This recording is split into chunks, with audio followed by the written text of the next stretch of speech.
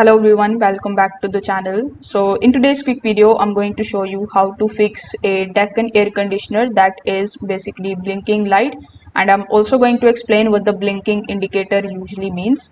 So first of all, when you are seeing these types of blinking indicators on top of your Daikin AC, the very first thing that you need to do is to simply first of all use your remote and press this type of power button in order to basically turn your AC off.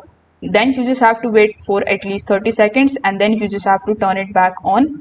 If after doing this the blinking light disappears, it means it was likely a temporary system error.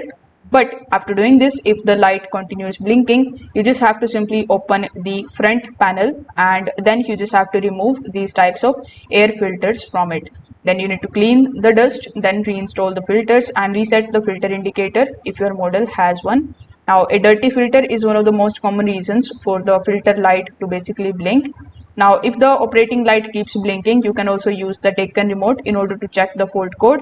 For that, you just have to simply point the remote to the indoor unit and you need to simply press this cancel button for at least 5 seconds, and then you just have to press the cancel button repeatedly until you hear a long beep.